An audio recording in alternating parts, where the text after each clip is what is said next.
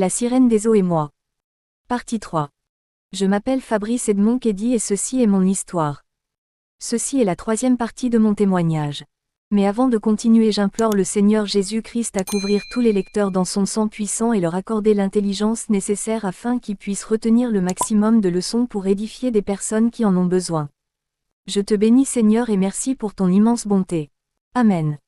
Chers frères, sachez que certaines personnes ont catégoriquement refusé que je fasse ce témoignage, cela a même créé des problèmes entre nous, malheureusement je ne pouvais pas le garder pour moi. Dans la Bible, lorsque Jésus-Christ guérissait ou délivrait un malade ou un possédé, il lui disait d'aller témoigner et raconter ce que Dieu a fait pour lui. Je viens ici dans le nom de Jésus-Christ faire le témoignage de ce qu'il a fait pour moi. Alors ceux qui me combattent là, faites très attention, c'est pas moi que vous combattez, et c'est très dangereux pour vous si vous croisez la colère de Dieu. Si je vis, ce n'est plus moi qui vis, c'est Christ qui vit en moi. Attention à vous, je n'ai peur de personne. Car Dieu a déjà donné ordre à ses anges de me garder dans toutes mes voies de peur que mon pied ne heurte une pierre et c'est lui mon bouclier. De ce fait tous les plans de l'ennemi sont voués à l'échec dans le nom de Jésus-Christ. Alors j'étais au bord de la rivière avec mon grand-père qui était lui déjà dans l'eau, et le bruit de ceux qui jouaient dans l'eau s'intensifiait de plus en plus et ça venait même passer devant nous puis s'est remonté. Et soudain, il eut un calme. Après, mon grand-père éclairait dans l'eau à nouveau. Et comme il était presque sur le rivage, l'eau lui arrivait aux genoux. Une feuille est descendue sur l'eau avec diverses poudres et venir s'arrêter net devant lui. Chers frères et sœurs, pourtant il y avait le courant. Mais ça ne l'a même pas traversé. Il me dit, « Voilà mon remède que ma femme a envoyé. Tu dois entrer dans l'eau et aller auprès de lui. » Malgré la peur, ainsi dit ainsi fait. Il me demanda de m'accroupir, ensuite il me frottait ses poudres mélangées à sa salive sur la tête et sur tout le corps. Au même moment, les bruits dans l'eau reprirent. Puis il me demanda d'aller me laver vers le milieu de la rivière, où c'était bien profond et d'où provenaient les bruits. Et Seigneur! J'ai commencé à trembler, je n'avançais même pas et je ne disais aucun mot. Constatant ma peur, mon grand-père me dit, « Guillaume, elle n'aime pas les gens qui ont peur et elle peut facilement te tuer ou t'enrouler et te bloquer dans l'eau. Va dans l'eau, ne l'énerve pas s'il te plaît. Si elle se fâche, moi-même je n'y pourrai rien. Et si tu es sorcier, elle va te bloquer dans l'eau. Donc fais attention. » Je vous assure, chers frères et sœurs, ma peur avait atteint son paroxysme. Que vais-je faire? Je n'avais nul autre choix. J'y suis allé. Seulement, quand j'entrais dans l'eau puisqu'il me demandait de le faire complètement, les secondes qui suivaient je venais sortir près du rivage. En réalité je fuyais. Mon grand-père m'a grondé et m'a demandé d'y retourner et de me tenir debout sans bouger. Chose faite. Il y avait quelque chose dans l'eau. Ça formait comme une roue autour de moi. Ça tournait et tournait encore pendant quelques minutes et puis ça a commencé à sauter et retomber dans l'eau et ça m'éclaboussait même. Mon grand-père me dit de sortir de l'eau, que c'est déjà bon. Il m'ordonna de rentrer seul au campement et que peu importe les bruits, je ne devais pas me retourner. À peine sorti de l'eau pour m'en aller, on dirait qu'il y avait une piscine par derrière moi. Des bruits dans l'eau mais je ne pouvais pas me retourner. Mon grand-père me dit que je ne dois pas me retourner. Je suis rentré seul au campement, tombant ça et là. Ma mère m'y attendait avec mon oncle. Je suis un peu resté près du feu puis je suis allé me coucher. Le lendemain ma situation s'était déjà améliorée, sauf que les gens me fuyaient puisque j'avais maigri et il ne me restait plus que la peau sur les os. Ma mère était toujours avec moi et mon grand-père dit à mère qu'il avait déjà recollé tous les os de mon dos qu'on avait brisés et je ne pissais plus beaucoup de sang.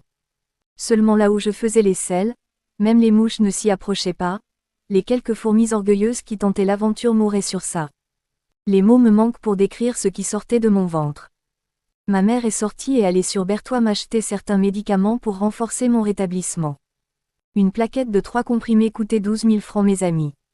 De son retour mon grand-père lui fit part des choses que je ne devais plus manger, le KPEM ou encore les feuilles de manioc, la viande saignante. Je ne pouvais non plus manger ce qui était fumé et du poisson. D'un côté j'étais heureux car le village avec les feuilles de manioc, c'est la magie. Quelques mois se sont écoulés, et il me faisait déjà ce traitement une fois par semaine, sauf celui de la tombe. Et je n'avais plus peur de la rivière puisque je savais déjà tout. Et chaque soir sa lumière venait au campement et je pouvais déjà la reconnaître parmi les lucioles. Quand je lui ai demandé pourquoi moi je ne vois que la lumière, il me dit que c'est parce que je n'ai que 2 yeux. Ok, moi ça ne me dérangeait pas, vu que j'étais d'abord un garçon très peureux. J'ai constaté qu'à un moment les choses changeaient déjà dans ma vie. Je faisais déjà des drôles de rêves mais je simplifiais. Une nuit je me suis réveillée en plein milieu de la nuit et j'avais envie de faire pipi. Quand je suis sortie, il y avait le clair de lune. J'ai baissé mon pantalon et net quand j'ai commencé à uriner, quelqu'un est apparu à 5 ou 6 mètres de moi en noir. Tête rasée, et me fixait bras croisés au dos. Il se tenait là devant moi. Il ne disait rien, et je ne disais rien non plus. Seules les urines qui s'entrecoupaient déjà. La peur m'a envahi. J'ai voulu crier mais j'avais peur. J'ai voulu fuir mais j'avais peur. Je ne pouvais rien faire à part trembler. Terrorisée, j'ai commencé à rentrer de dos doucement, doucement. Il ne faisait que me regarder et puis je suis entrée dans notre cabane. Ma mère qui ne dormait pas remarqua que je respirais très fort, elle me demanda ce qui ne va pas, je lui ai expliqué. Elle m'a rassuré que rien ne m'arrivera. Si la personne venait pour me faire du mal, elle serait venue m'attaquer. Net quand elle me rassurait, un grand bruit se produisit dehors.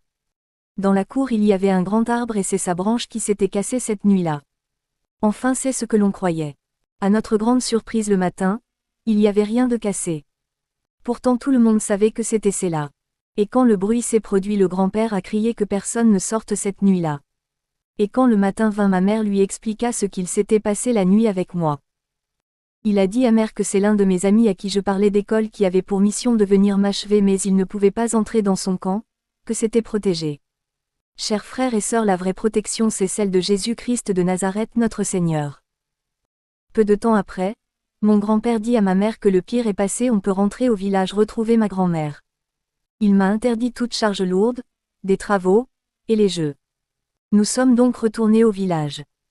Quand je suis arrivée, ma grand-mère était si heureuse, c'était comme une fête à la maison. La nouvelle se répandit en un rien de temps. Les gens venaient me rendre visite sauf mes amis qui m'avaient détruit.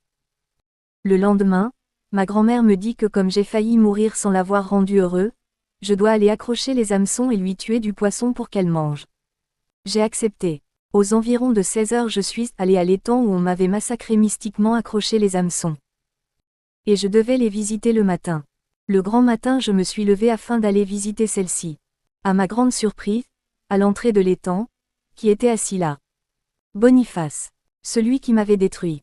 Mon cœur avait commencé à battre, j'avais déjà peur de lui et je me suis dit qu'il va encore me faire du mal. Mais je suis venue. Il m'a dit bonjour et il continua en disant qu'il aurait appris que j'étais de retour. Je répondais froidement. Il me dit de passer devant. Qu'il va m'accompagner visiter mes hameçons. Cher frère, mon instinct ne me trompait pas, je savais que j'étais mort. À l'étang j'ai attrapé quelques poissons vipères et des silures. Lui il était toujours derrière moi. Il ne parlait même pas. Visite terminée, mes chers, à peine je sortais de l'eau, mon dos, le palu m'a saisi. Je marchais à peine. Lui, il est parti et m'y avait abandonné là-bas. Je marchais en coulant les larmes, dès que je suis arrivée à la maison je me suis écroulée. Ma grand-mère a tout fait mais rien. Quand j'ai repris un peu de force, je lui ai dit que Boniface était à l'eau avec moi. Ma mère qui est quittée le matin pour retourner chez son mari était déjà à Yokohama. Elle a été rappelée d'urgence. Elle a demandé que je sois ramenée chez Samalé de toute urgence. Elle fait demi-tour. Et sur place on me mit dans la voiture et mon oncle m'y accompagna. Arrivé au campement quand mon grand-père m'a vu il a crié de toutes ses forces en disant que tout son travail était dans l'eau. Il prit un combo d'eau à peine, regardez, il dit que c'est Boniface, il m'a accompagné visiter mes hameçons, il était derrière. Lui il partait finir avec moi. Il me dit pas à pas ce qu'il s'est passé sans que je n'ouvre ma bouche pour lui parler. Même mon oncle ne lui avait d'ailleurs rien dit. Après il dit que c'est en partie de sa faute parce qu'en me traitant il ne m'avait pas créé une protection. Qu'il ne m'avait pas blindé. La nuit vint même traitement et autres. Quand ma mère est arrivée il lui a dit qu'afin d'assurer ma santé il fallait que j'y passe quelques mois avec lui, à la fin il me confectionnera un puissant gris-gris avec les cheveux de sa sirène. Quand il m'a offert le gris-gris, je rêvais déjà toutes les nuits d'une jeune sirène belle. À suivre. Aidez-moi à partager ce témoignage s'il vous plaît, afin que certaines personnes soient épargnées et reconnaissent l'œuvre de Dieu. Que Dieu vous bénisse.